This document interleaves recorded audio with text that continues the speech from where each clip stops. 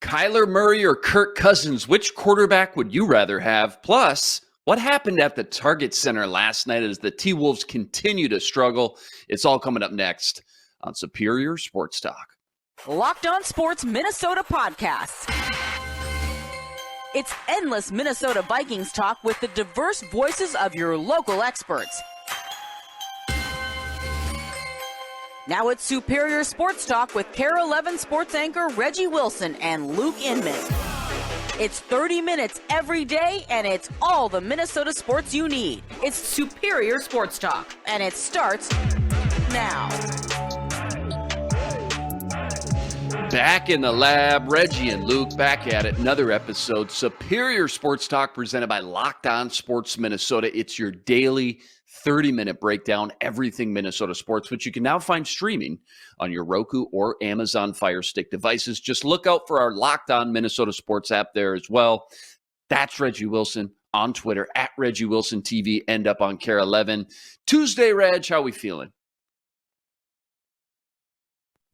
So I would feel better if the Wolves played better last night, but we'll get into that. Yeah, lots to get into. First, remember, follow along, Locked On Minnesota YouTube channel. Hit the subscribe button. Leave us a comment. And on Twitter, give us a follow. It's at Locked On MIN. And remember, we're a podcast too. Free and available, all platforms, Spotify, Apple, you name it, we got it. Ron Johnson Show, Football Party, and more. It's your one-stop shop with endless Vikings talk with local experts. Do us a favor, hit the subscribe button, and drop us a 5-star review. To football we go, bye week officially in the books. Back to Vikings action this week, taking on the Arizona Cardinals. Reg, we saw the Cardinals put up 42 points on the Saints in prime time last week. We've seen what Kyler Murray's capable of, former number 1 overall pick for a reason. So here's my question. Who's closer to being a top 10 quarterback in the league right now? Kyler Murray or Kirk Cousins? Can the answer just be yes? Is that a thing? So you said closer to being a top 10 quarterback right now. Who's closer to be considered a top 10 quarterback? Yeah, just in general. I guess if you go by youth, you go Kyler Murray just because you feel like he has the greater upside. Yeah, if you were building a team, probably go Kyler because of the age. Yep. Yeah, he's younger. You think that he can be molded a little bit more. Although he does seem a little stubborn, just a little bit. He does. And, he plays a very unique style of football. Sometimes it looks kind of backyardish, but it works. It leads them to some success. I think if you want a steady Eddie guy, a guy who – it's weird because Cousins' numbers are down compared to where they usually are around this time. But usually Cousins is good to give you, 66, 67% completion percent, close to 70% completion percentage. He's going to pass for, close to 4K, if not more, in yardage. He's going to get you, high touchdown to interception ratio. Usually Kirk is pretty steady Eddie. And so you're really going to make me pick here, huh? Okay. I'll go Kyler Murray just for the sake of the youth argument. But if you are talking about this season, I think I go Kirk Cousins. You look at the numbers. Kyler Murray this season, 65.5% completion percentage. He's passed for 1,600 yards, 7 touchdowns, 4 interceptions, right? You go over to Kirky. He's at 66% completion percentage, 1,500 yards, 9 touchdowns, 5 interceptions. What's funny is they both have rushing touchdowns this season, which is hilarious. Kirk is not necessarily the guy that you consider to be like a mobile quarterback, but he has used his legs at times this year. Obviously not to the level of a Kyler Murray, but I think if you put him in a vacuum and you force me to pick, like, who would you rather have this year? With all things considered, I think I'd take Kirk Cousins. I think he just has the more competent head coach and just a more talented team around him that he can overcome some of the deficiencies more than Kyler Murray, who kind of has to put the team on his back. And if he's not playing well, they've struggled at times this season. It looks a little ugly. They look a little inept. So I go, and honestly, Kirk is on the better team right now as well. So I'll take Kirk this year. Yeah, you're right. If you're building a team for the future from scratch, you're going to take Kyler 4 out of 5 times minimum, if not 5 out of 5 times. But right now, who's closer to being a top 10 quarterback? Kyler Murray, right now, he ain't it. I talk a lot about that quarterback-coach relationship in the NFL now. And anytime you're seen on the sideline in a screaming match with your coach, almost on a weekly basis now, things aren't right now with Kyler and Cliff Kingsbury. Don't let the Cards putting up 42 points on the Saints fool you. Kyler's stats in that game, only 204 yards and 1 touchdown, despite they put up 42 points on a pretty good Saints defense. And although Kirk's stats aren't great, as you already mentioned, 9 touchdowns, 5 interceptions, though, 18th passer rating in the league, he's putting up the wins, baby. 3 comeback victories in 6 games. His team's 5-1. Cardinals are 3-4. I think he's closer to being a top 10 quarterback than Kyler is right now. Now, I will say, Arizona feels like they may be building something right now, heading kind of in the right direction after a slow start. They did collectively as a team put up those 42 points, as mentioned. They got DeAndre Hopkins back. They traded for Robbie Anderson. Isaiah Simmons, a former top 10 pick a few years ago, has been kind of disappointing. He's starting to find a little niche on that defense. Now, he had a pick 6 on Thursday night. How confident are you this week, Reg, versus the Cardinals? Because Vikes are 3.5-point favorites. I'm not going to lie. I'm a little worried about a little trap game scenario happening here Sunday. Yeah, you have to be worried about that, especially, against a mobile quarterback like Kyler Murray. They've had a look at one earlier this year. Obviously, Jalen Hurts and Kyler Murray do different things, but what's interesting is how much they struggled against Philly. I don't know if it was a situation where they were like, okay, you got to respect his legs a lot more, but that didn't seem to matter because Jalen Hurts was doing whatever he wanted to do, whether it was on the ground or through the air. And so when you look at like how they looked against a dual threat quarterback the last time, you get a little scared. You're like, I don't know. And then you look back at that game last year, freaking shootout, comes down to a Greg Joseph missed field goal, and you're like, oh dang, like you kind of look at it. The Vikings were the more dominant team, I would say. They look like they should have won that game. Absolutely. Yeah. Yep. But they let the Cardinals continue to stay in it, and it ended how it did. And so I think I am confident, if I'm a Vikings fan, about the Vikings' performance this weekend if they come out and they are aggressive from jump. Like, go down on that first drive, on that scripted first drive, score a touchdown, let that set the tone, and pin your ears back, let the edge department meet at the QB if they can, because it's going to be a tall task trying to run down Kyler Murray. It just looks like he's just like darting out there. He's just like, he looks like Miss Pac-Man or something, like how he runs out there. It's so weird how it looks, but he's just like running away from guys. And so that's gonna be an interesting thing this Sunday. But like I said, if they can stay aggressive, if they can, whatever that they needed to do to turn things around in the bye week to get rid of some of these offensive lulls that they have, and they are able to sustain more drives, I feel like they have a good shot to really like run over Arizona. But if they're, content with letting them stick around and all that, Arizona is a good enough team that if you want to take them down to the wire, they could beat you. Yeah, flashbacks, a little PTSD to last year, that week 2 shootout. Like you said, Cardinals kind of stole one versus the Vikes. Joseph missed that, 39-yard field goal. They lose 34-33. The hope is going from Zim and all those late-game miscues in the final 2 minutes to KOC, who's helped them literally go from worst to first in the league in the final 2 minutes, is the difference in some of these close games. But regardless, I'm expecting a close one at the bank Sunday afternoon. And you mentioned the mobile quarterbacks. They got throttled by Jalen Hurts once this year. And then Justin Field, towards the second half, started to put some things together again, with his arm and his legs. So mobile quarterbacks, they haven't exactly figured out yet.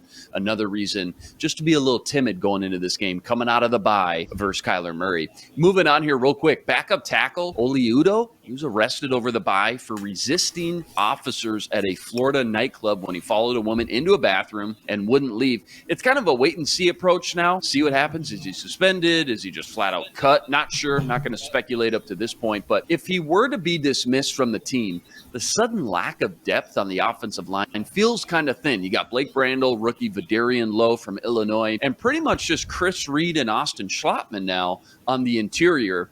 What Vikings position worries you the most if a starter or two were to ever get banged up and miss some significant time? We talk about this on this show quite a bit with the offensive line play and their bookend tackles. You know, I think you have confidence enough in a guy like Austin Schlottman being like a swing guy that, you know, if something happens at the guard spots or at the center spot, he can come in and play well enough. But man, if anything happens with Christian Darrisaw and Brian O'Neill, like that's going to be a situation that is going to be rough for the Vikings because those guys are so highly graded with PFF. And we've seen just the maturation of Christian Darrisaw. Brian O'Neill is a guy that he's like that infomercial with the rotisserie chicken oven machine thing that they do. It's like, set it and forget it. Like he's a guy that, you know, you put him over there on that right side and he's just like, for just 3 easy payments of $49.99. No, but that's probably like the part there where you're just like, I get a little scared a little bit. Like, let Christian and Brian be okay. Like, you hope that you could kind of manage at the guard spots. Honestly, you don't want any injuries along any of that offensive line. They're playing really good together as a unit right now. But those 2 tackle spots. And then also I got to thinking too, like, if anything were to happen at the 1 or 2 at the cornerback spot as well, they already have a tough enough time defending. But if anything happened with like Patrick Peterson, or if anything happened with Cam Dantzler, and now all of a sudden you're, you know, starting cornerbacks are Shandon Sullivan and like Chris Boyd or something like that, like that's a little scary. That's a little scary. And like Andrew Booth Jr. is just not, you know, available like he needs to be because of the injury or whatever. Like, you get a little scared. So I think those 2 positions are the most scarce when it comes to the talent, the drop off there. And so that's something that is a little scary. But real quick, we both just got this message from our illustrious producer, Matt DeBritz. The Cardinals have traveled to Minnesota for dates with the Vikings 10 times in the last 31 years. They're 0-10 in such games. And I saw a tweet yesterday.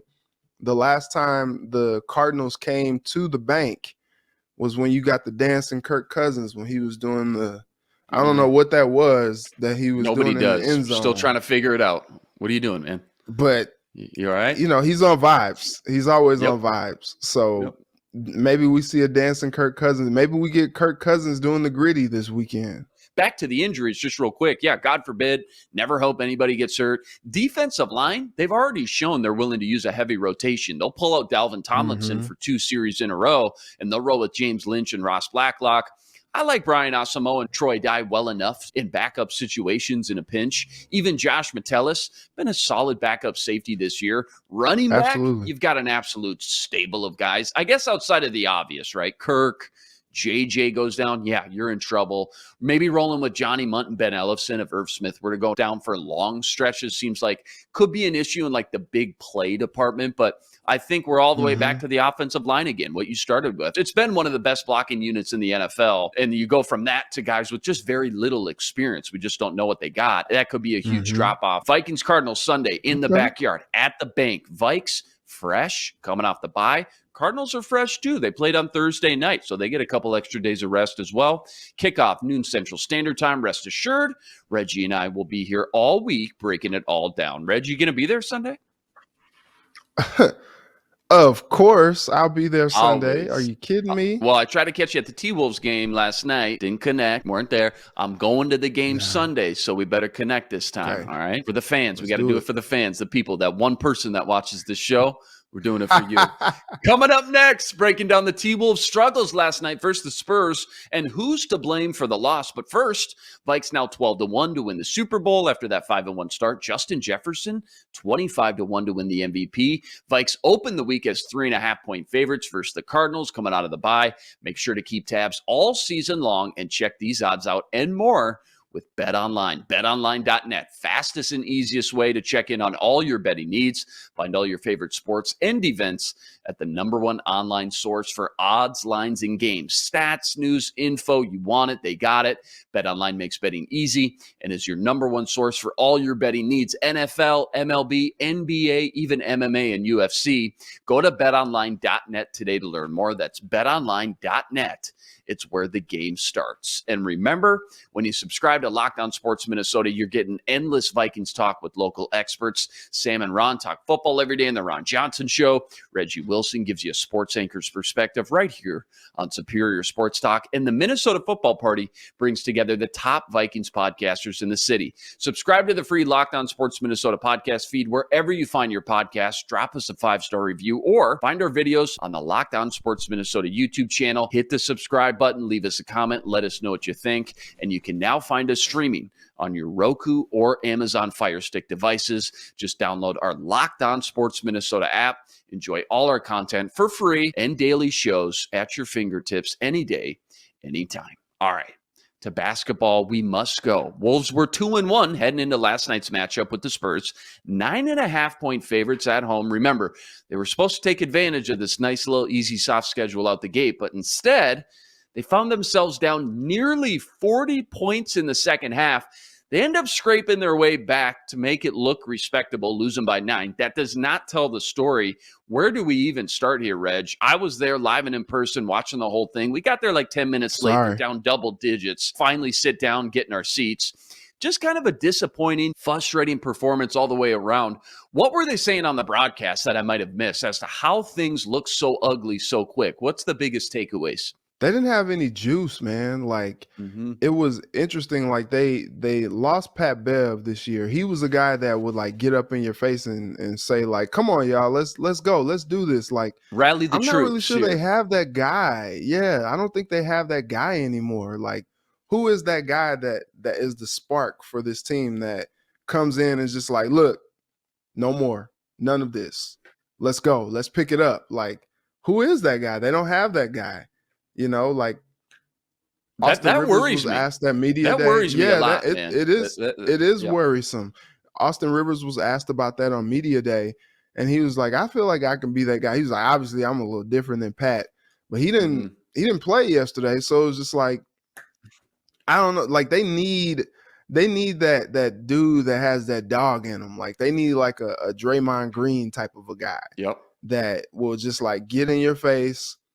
You know, maybe agitate you a little bit, but to the point where you want to, you know, go out there and punish somebody. Like they don't have that guy. They need some more juice. Yesterday, they look lifeless at times. The no defense emotion. Couldn't stop anything. The Spurs were just hitting shots left and right.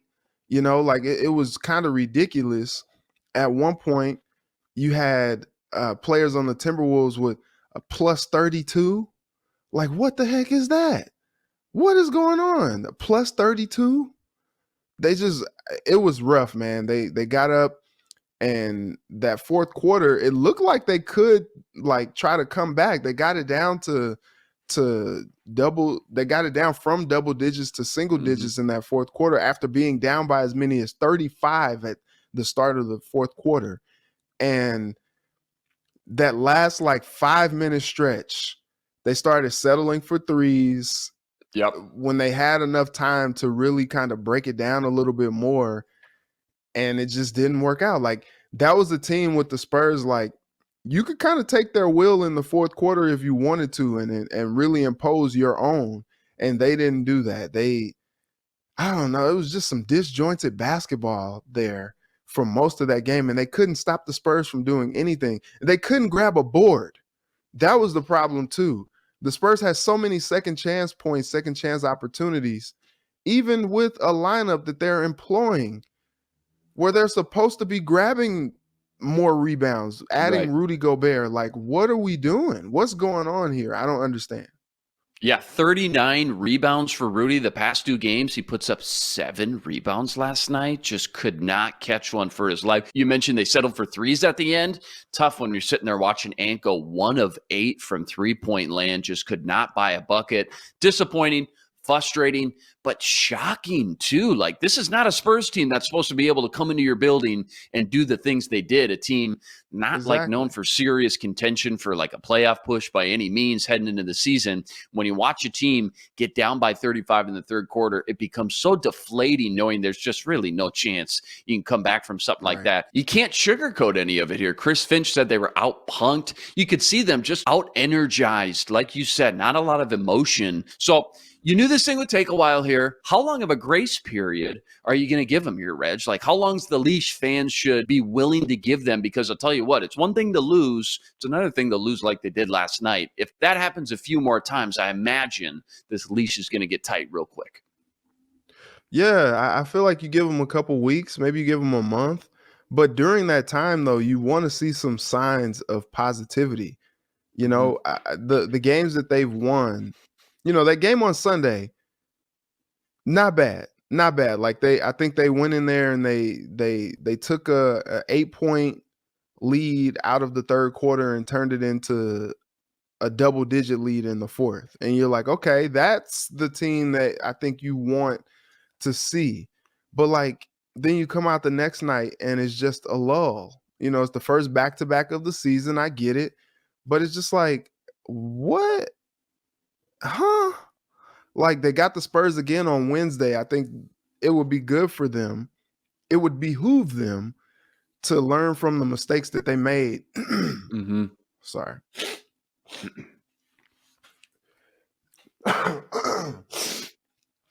Sorry. All right, let's try that again. In 3, 2, 1. They got the Spurs again on Wednesday. It will behoove them to learn from their mistakes from last night. And like, you just can't let a team like that get hot. Like, I don't think that you're supposed to allow a Spurs team like that to just be shooting the lights out like they did last night. And also, like I said, pulling down more boards. It's concerning because you want to see progress from this unit. And a loss like that is demoralizing. The fans are like, wait a minute, like, they're not supposed to be doing this. No, not after them making that big swing for Rudy Gobert and really, you know, mortgaging the team like this. Like, they're not supposed to be getting blown out by the likes of the Spurs. What is going on? So I think you give them a little bit of a leash, but you want to see some progress. And games like last night cannot happen again. Yeah, no, you're absolutely right. Last thing real quick, then we'll move on. Last little event. One thing I just couldn't stand last night, watching in person, that made me want to get up out of my seat, head for the doors. When things started to get bad early on, specifically on offense, that felt like the offensive struggles kind of spilt over to the defense, almost like a yin and yang effect, was when things weren't going their way. You started to see a lot of eye rolls, a lot of hands on the hips, a lot of looking around, someone else to blame. What's going on? I can't do all the shrugs or all the potent stuff, pleading to the refs thing anymore, Reg. Not after last year. Can't do it. Can't win with them. Can't do it. Can't coach with them. Can't win with them. Can't do it. I got you. That's what I'm saying, Reg. Verbatim. I can't do it. Because once all that started, it just started to snowball so fast. And the end result was obviously a terrible performance. So point is, like you mentioned, you need a leader, man. You need somebody to rally the troops when things get bad night in and night out. Who's that leader on the team right now, Reg? Because it seems like somebody needs to be there to keep everybody kind of just cool and calm during those heated moments. We'll get into that later on. Coming up, we're touching on the Minnesota Wild and some World Series predictions. But first, hungry? Time for a little midday snack. Grab yourself a Built Bar. Built Bar, made with collagen protein, easily digestible, provides tons of health benefits. Each bar has just 160 calories and 15 grams of protein, packing the perfect punch of nutrition and taste. Ditch the calories, fat, and sugar, and grab yourself a Built Bar. Eat something that tastes good and is good for you. Go to Built.com. Use promo code LOCKEDON15 and get 15% off your order. That's promo code LOCKEDON15. All right. Time has come. New favorite segment called Gimme One. Give up. Here we go, Rich. The World Series matchup, it's officially set. Houston Astros set to take on the Philadelphia Phillies. Give me the one team that has more momentum in their corner. Who's feeling better, more confident? This Phillies team has something. Like they kind of capture your attention kind of like the Nationals did a few years ago, which is funny because that was the first year that they did not have Bryce Harper. So, like, he doesn't know what this feels like. So this is going to be interesting for him coming into this World Series because the team that he walked away from got one right after he left. Right after he left. That being said, man, this Houston team, there are no trash cans involved anymore that we know of. Mm-hmm. This team is just consistently in the mix every single year. Dynasty? And also, are we getting that to that point? Could be. They gotta win. Year, they gotta win these rings, though. They gotta win Yep. these rings, though, to be a dynasty. Mm-hmm. Every single year. But you look at the core. They lose a guy like Correa, bring a rookie like Jeremy Pena, who, my goodness, the dude. I feel like they're saying Carlos who? Like that's why Carlos was coming back to Houston. He was like, dang, y'all don't love me no more. Like, is that what's going on? Yeah, when you can go here? from Carlos Fine. Correa to Pena, I mean, a smooth transition. Yeah, he's like, fine, unbelievable. I'll be in Minnesota then. Whatever. Forget y'all then. Whatever. But like you kind of look at this core, and they've continued to sustain that. When you talk about Bregman, you talk about Altuve, Verlander. Then you add guys like Alvarez. Like the dude, Alvarez just is a freaking freak. Like that dude is scary up there. Like he gives kind of like Big Papi vibes. Mm-hmm. And so I think when you think about it, Houston, they swept the Yankees with all that talent that they have. They've built a team to win a World Series. And you don't win a game against the Astros, I feel like that team has a little bit more of the momentum, and that team has a star power that you just can't deny. And they got a manager who's been there, done that, who needs the monkey off his back. You look at it. He was with San Francisco. He was with Chicago. Both of those teams win World Series after he leaves. After he leaves with the Nationals, before he got there. It's just like, good Lord, like this dude is due for one. Like you gotta love Dusty Baker. He's been at it for a long time. The only manager that makes having that little toothpick hanging out the side of the mouth look cool. Like you gotta win one for the toothpick, man. You know what I mean? Like you gotta get brand, one for man. Dusty. It's a vibe, baby. I think a lot of people are rooting for Dusty. But a lot of people in good conscience can't root for the Astros because just a few couple, short years ago, they were cheating to win. So I think most people are pulling for the Phillies. But this is going to be interesting, man. I would not be surprised if it went 7. You mentioned a lot of people probably rooting for the Phillies.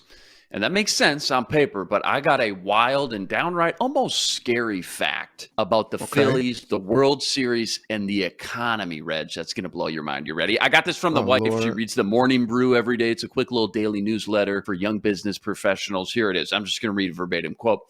Are we about to enter an economic crisis? Could be, but don't look at unemployment, interest rates, or hikes for the housing market for clues. A better indicator is whether the Philadelphia Phillies win the World Series. As baseball historians have found out over the past 100 years, the surest sign of an economic downturn has been a Philly-based baseball team winning the World Series. It happened in 1929, 1930, 1980, and 2008.